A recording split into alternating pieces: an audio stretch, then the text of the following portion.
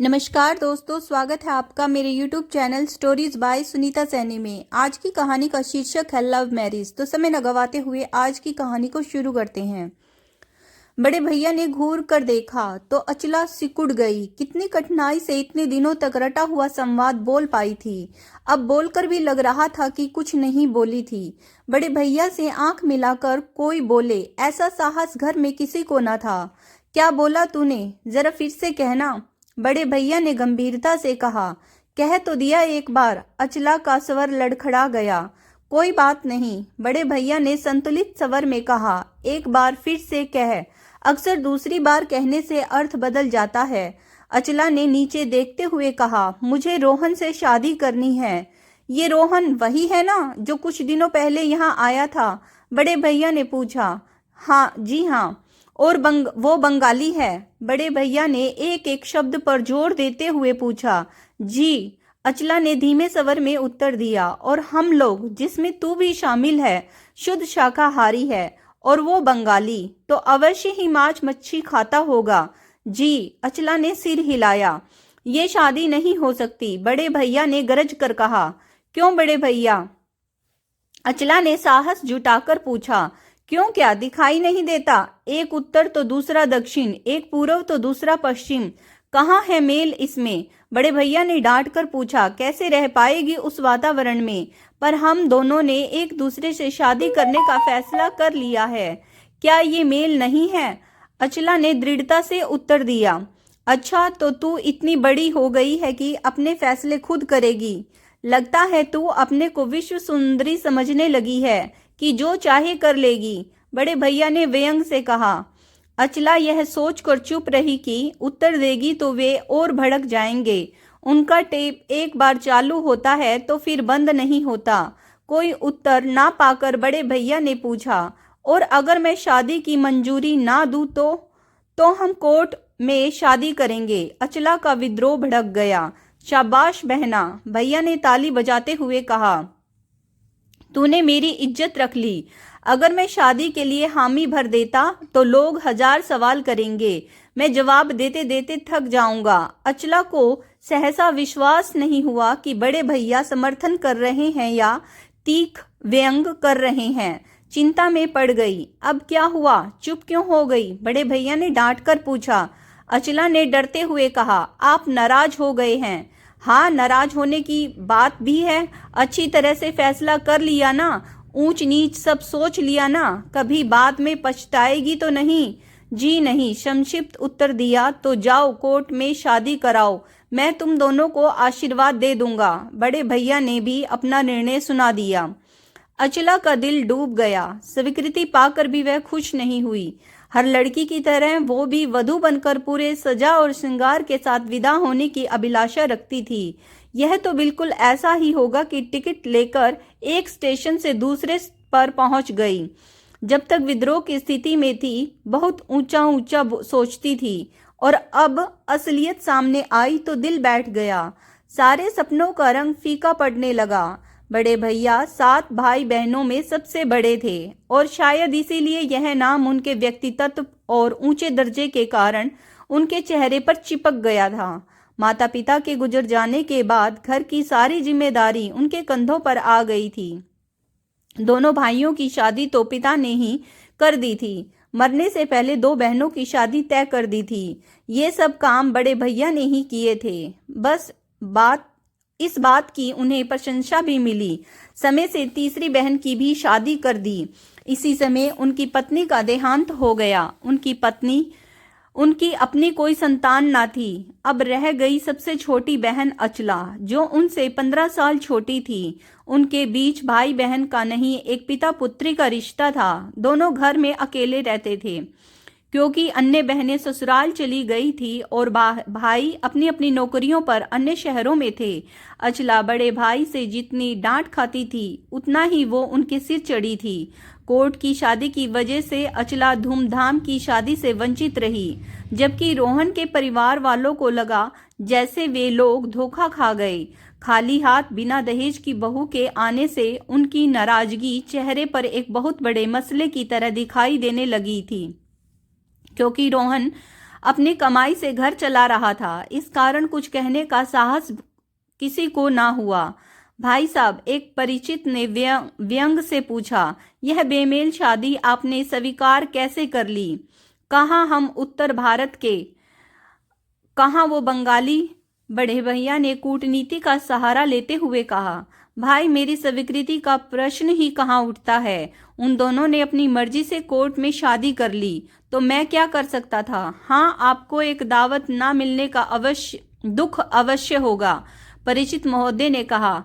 मेरा मतलब यह नहीं था। पता नहीं कैसे निर्वाह करेंगे। आखिर उन दोनों की सांस्कृतिक पृष्ठभूमि तो बिल्कुल अलग है ना। सांस्कृतिक पृष्ठभूमि कुछ भी हो, पर संस्कार तो सबके भारतीय ही है ना। और फिर सारे विद्वान, जिसमें आप भी हैं, कहते हैं ना कि विवाह तो जन्म के साथ ही निर्धारित हो जाते हैं। बड़े भैया ने हंसते हुए आगे कहा, मैं और आप क्या कर सकते हैं? उन सज्जन का मुंह बंद हो गया। अचला ने समाजशास्त्र में एमए किया था और साथ ही बीएड भी कर लिया था। पहले एक स्कूल में और फिर एक अच्छे नामी कॉलेज में प्रोफेसर के पद पर काम कर रही थी। रोहन दूसरे कॉलेज में सीनियर प्रोफेसर था। अक्सर मिलते जुलते रहते थे। एक दूसरे के प्रति आकर्षण ने अपना रंग जमाना शुरू कर दिया। अंत में शादी करने का भी इरादा कर लिया। दोनों परिवारों के विरोध का भी उन्हें आभास था, पर कोशिश यही थी कि शादी बिना किसी झंझट के हो जाए। बाकी देख लेंगे। आशा के विपरीत बड़े भैया ने कुछ नहीं कहा, जबकि रोहन के घर वालों ने कुछ समय तक असहयोग आंदोलन किया। शादी को 8 महीने हो चुके थे और ऊपरी तौर से सबकी जीवन यात्रा सुचारू रूप से चल रही थी। रात के 11 बजे होंगे। भैया टीवी पर एक रोचक धारावाहिक देख रहे थे। तभी अचानक दरवाजे पर घंटी बजी तो बजी ही, साथ ही कोई धड़ाधड़ दरवाजा पीट रहा था। धीरे धीरे दरवाजे तक आए। दरवाजे में लगे शीशे में झांक कर देखा, पर अंधेरे में कुछ समझ में नहीं आया कौन है। उन्होंने धमकाते हुए पूछा, मैं हूं, एक मिमाता सवर आया। दरवाजा खोलिए। आवाज कुछ परिचित सी लगी, पर धोखा भी हो सकता है, सोचकर बड़े भैया ने कड़क कर पूछा, मैं कौन? अचला लगा कि आवाज में जान ही ना थी। बड़े भैया ने झट से दरवाजा खोला। अचला हाथ में एक छोटा सूटकेस लिए खड़ी थी, ठीक किसी फिल्मी नायिका की तरह। पहले तो बड़े भैया की छाती से चिपक कर रोई और फिर सीधे अपने कमरे में चली गई।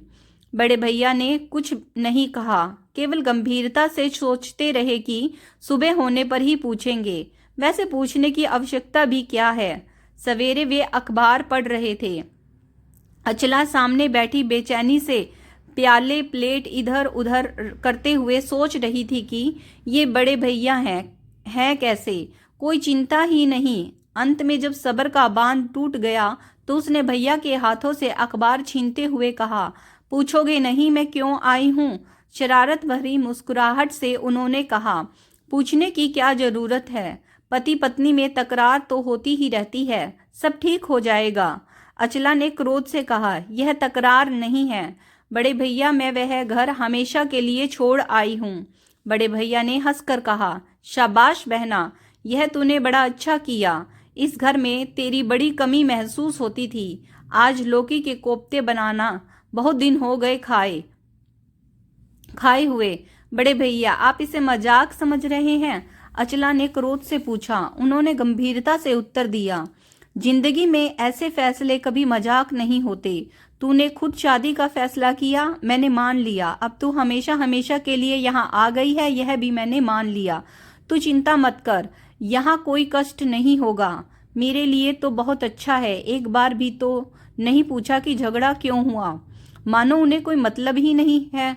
अचला सब कुछ उगलना चाहती थी, कब तक चुप बैठी रहती। अचानक वह सिसकने लगी, रोते रोते बोली, बड़े भैया, उन्हें बहू नहीं एक नौकरानी चाहिए। दिन भर घर में चक्की की तरह पिसती रहती हूँ, पर किसी को मेरी परवाह नहीं। किसी से क्या मतलब? भैया ने अनजान बनते हुए पूछा। कहा ना किसी को भी नहीं, अचला ने चिढ़ कर कहा। पर तू कॉलेज पढ़ाने तो अब भी जाती है ना? बड़े भैया ने पूछा। सो तो जाती हूँ, पर मेरे पीछे कोई भी काम नहीं करता। सब हाथ पर हाथ धरे बैठे रहते हैं। तो तू नौकरी छोड़ दे, बड़े भैया ने सलाह दी। रुपया जो कमा कर लाती हूँ, रुपया भी तो चाहिए उन्हें, अचला ने तड़क कर कहा।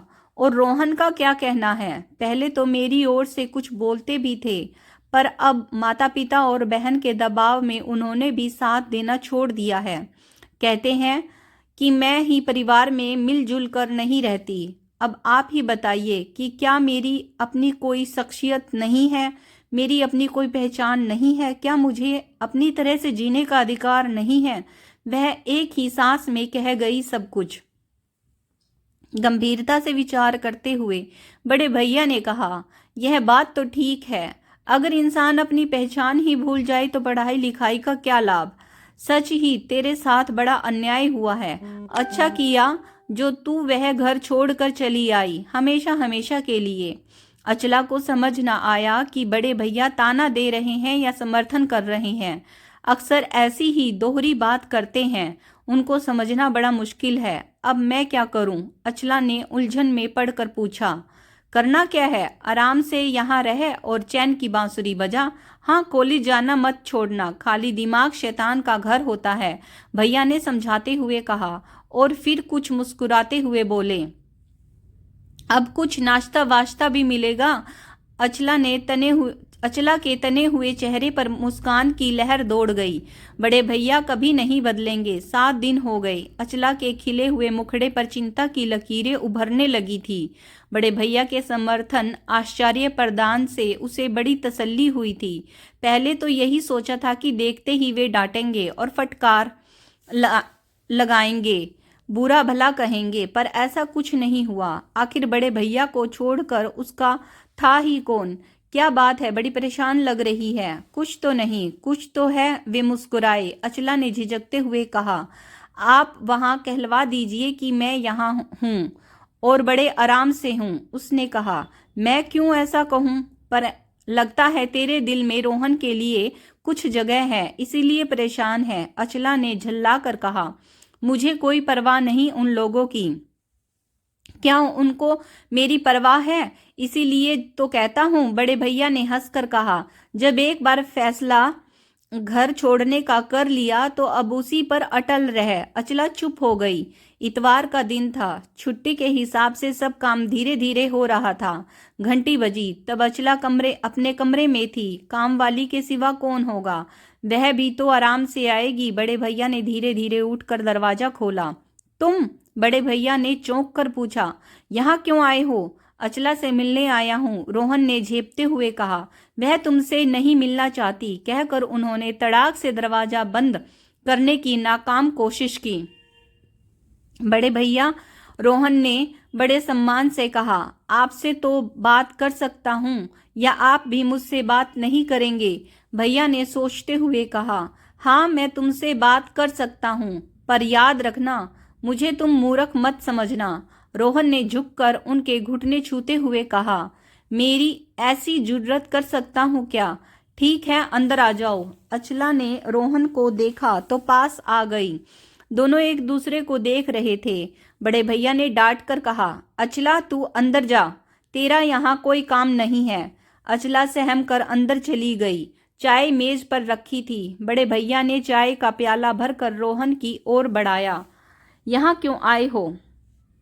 बड़े भैया ने तीखे स्वर में प्रश्न किया। मैं अचला को लेने आया हूँ, वह तुम्हारे साथ नहीं जाएगी, बड़े भैया ने दृढ़ स्वर में कहा। वह तुम्हारा घर हमेशा हमेशा के लिए छोड़कर आई है, यहाँ उसे कोई तकलीफ नहीं है, रोहन ने झिझकते हुए कहा। दरअसल कुछ गलतफहमी हो गई है, मैं उसे दूर करने आया हूँ।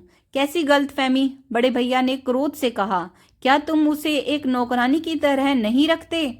जब तुम उसे बाहर काम करने के लिए भेजते हो तो क्या तुम्हारा और तुम्हारे घर वालों का यह कर्तव्य नहीं कि घर के कार्यों में उसका हाथ बटाए?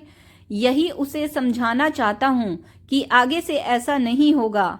बस उसे थोड़ा मेरे माता पिता से इज्जत से पेश आना चाहिए। तुम्हारा मतलब है मेरी बहन बदतमीज है? रोहन ने तुरंत बचाव करते हुए कहा।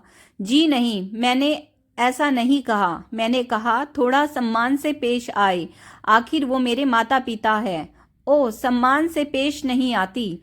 पढ़ा कर तो तुम भी आते हो, क्या आते ही झाड़ू पोछा और खाना बनाने लगते हो? थोड़ी देर तो नवाब साहब की तरह बैठकर चाय नाश्ते का इंतजार ही करते करते ही हो।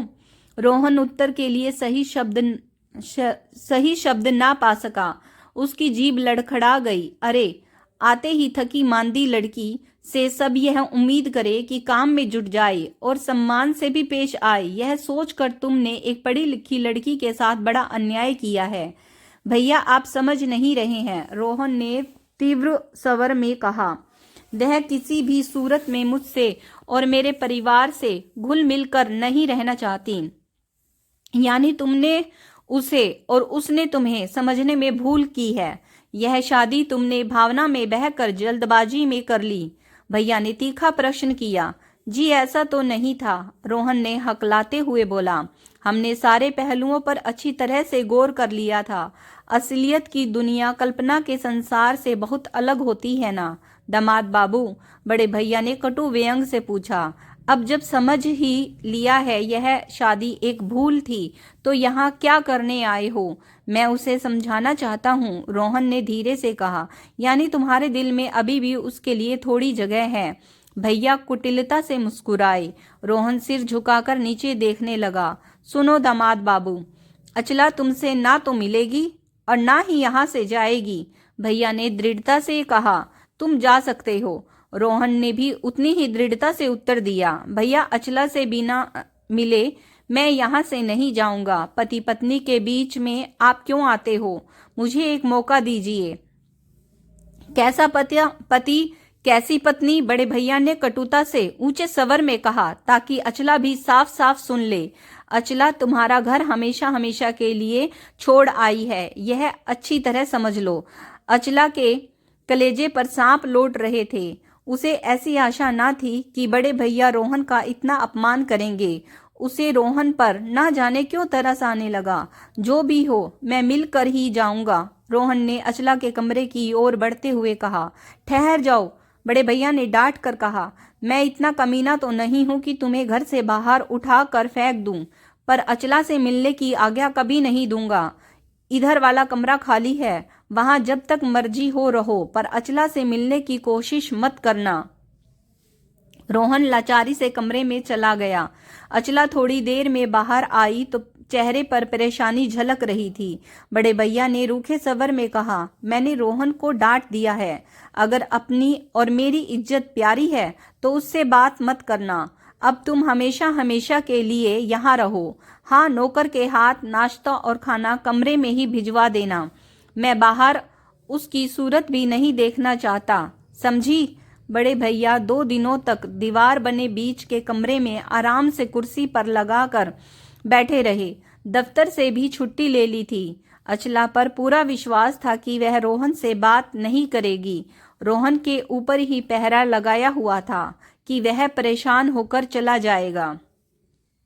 बड़े भैया अपनी कूटनीति पर मुस्कुरा रहे थे। वे पहले ही जानते थे कि इस तरह की शादी में कोई दम नहीं होता, पर पागलों को भला कोई समझा सकता है क्या? तीसरा दिन होने को आया। बड़े भैया ने हड़बड़ा कर आंखें खोली। ना जाने कब आंख लग गई थी। दिन चढ़ आया था। अखबार वाला कभी का अखबार बालकनी में फेंक कर चला गया था। अजीब सा सूनापन था। अचला, बड़े भैया ने पुकारा। अरे, चाय वाय मिलेगी या नहीं? कोई उत्तर नहीं। अचला के कमरे में झांका। कमरा खाली था। ध्यान से देखा तो उसका सूटकेस भी नहीं था। रोहन भी गायब था। कहाँ गए? और तब बड़े भैया ठहाकर हंस पड़े। आखिर उनकी तरकीब काम कर ही गई। अगले साल अचला गोद में अपना बच्चा लेकर बड़े भैया के पास आई। रोहन साथ में था। बड़े भैया खिलखिलाकर हंस पड़े। अब तुम दोनों उस चेक के हकदार हो जो मैंने तुम्हारी शादी के लिए रखा हुआ था।